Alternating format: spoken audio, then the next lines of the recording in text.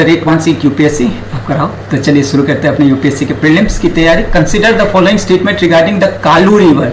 Okay, again this type of question वो अचानक out of blue नहीं है ना। Being aspirant for UPSC you would have to work in different geographical area. तो हर एक जगह एटलीस्ट इंडिया के, राइट, कौन सी नदी कहाँ बहती है, कहाँ जाती है, माउंट कहाँ है उसका, तो अगेन ज्योग्राफी है ना। तो कालू रिवर के बारे में पूछा है, तो साउथ सदर्न रिवर है ना, वो आपका कोंकण रेंज में आती है, शायद Konkan. It originate in Konkan lowland and flows eastward. नहीं, ये वेस्ट फ्लोइंग रिवर है, राइट। तो ईस्टवर्ड नर्मदा तापी है ना, और उस वाले उसमें आती है eastward to join the Godavari river basin. नहीं, पहला स्टेटमेंट तो बिल्कुल गलत। The river is perennial fed by glacier melt from the Chandragarh peak. Okay, नहीं, ये रेनफॉल जब आती है तभी ये अस्तित्व में आती है ना।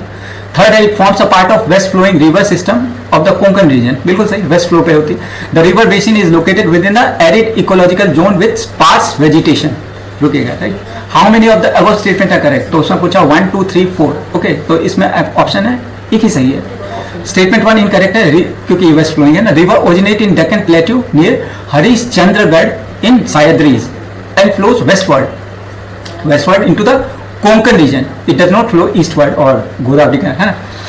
फिर सेकंड स्टेटमेंट इनकरेक्ट है।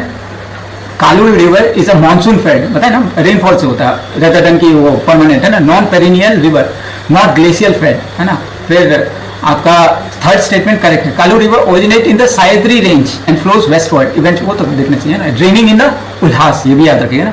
इवेंचुअली वो ड्रेन कहाँ करता है? उल्हास रिवर में। It empties into Arabian sea, west flowing है तो ऑफकोर्स है ना, ये बंगाल में थोड़ी ना इधर। It makes it a part of west flowing river system that characterize the Konkan coastal plane.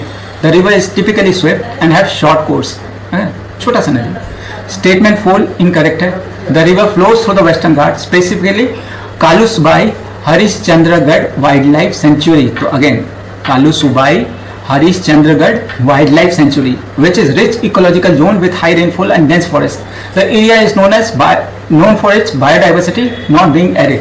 तो ये है ना, रेगिस्तान जैसा फीचर नहीं है, बारिश हो रही है और रिवर भी इतना अच्छा, तो रिच बायोडाइवर्सिटी।